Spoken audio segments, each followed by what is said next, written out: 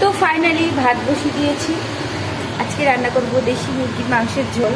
তার জন্য জোগাড় করে নিয়েছি মাংস আর আলু, ক্যাপসিকাম, টমেটো, রসুন, আদা, লঙ্কা, পেঁয়াজ সব আমি কেটে রেখেছি রাত্রে, নাহলে সকালে উঠে পারবো না। তো তোমরা দেখতে থাকো আজকে আমার মাংসর রান্না।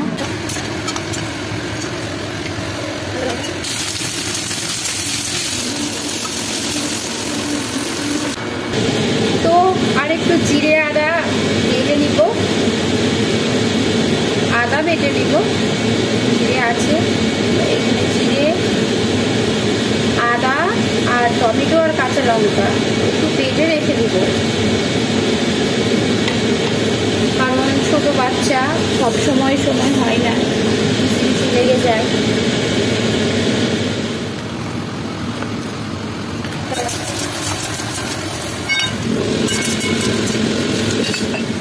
সব একসঙ্গে পেস্ট করে নিয়েছি।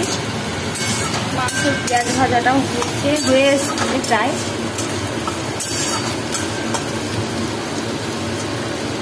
আর একটু তেল লাগবে, তেল দিই এখন।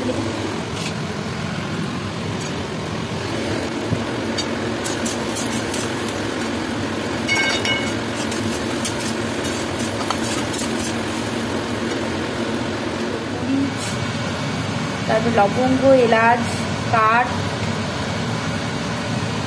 জিরে, টমেটো সব একসঙ্গে পেস্ট করে নিয়েছি, একটা বাটিতে ঢেলে নিয়েছি। তো এবার এটা দিয়ে দেব পেঁয়াজ ভাজাই।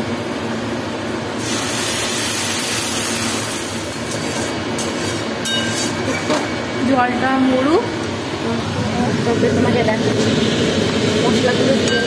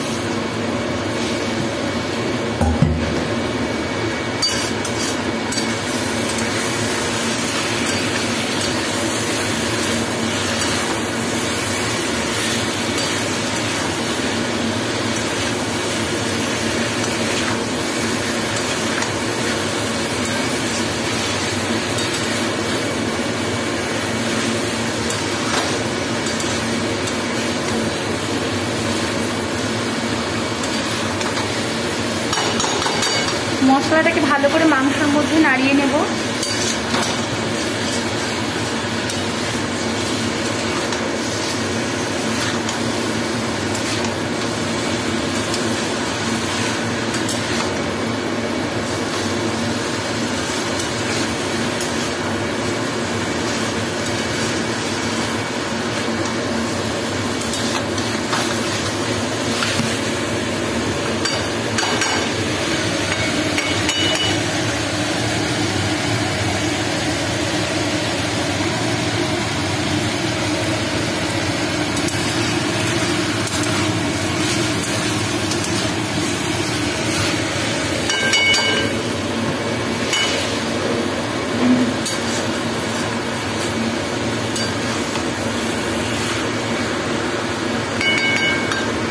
মাংসটা এবার ঢাকা দিয়ে দেব।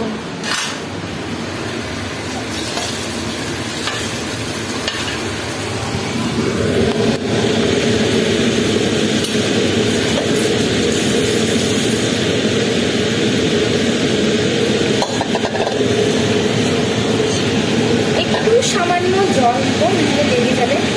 লবণ দিয়েছি, জল বেরিয়ে যাবে, নাহলে একটু সামান্য জল দিলে কি হয়, ঢাকা দিলে লাগবে না, তাড়াতাড়ি জলটা বেরোবে।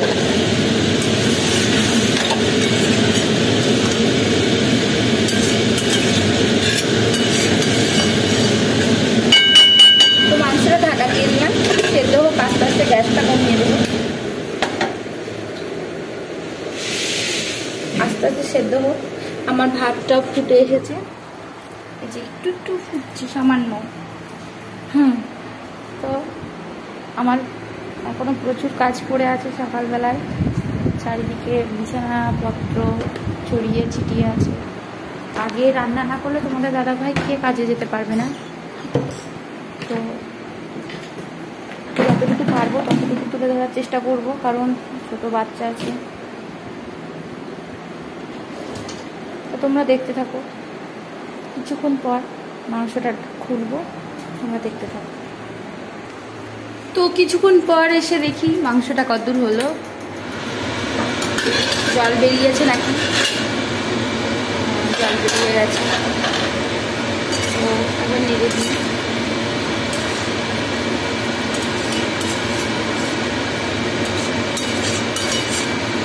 মাংসের জল বেরিয়ে গেছে, তো আবার ঢাকা দিয়ে দিলাম, আবার কিছুদিন পর দেখি।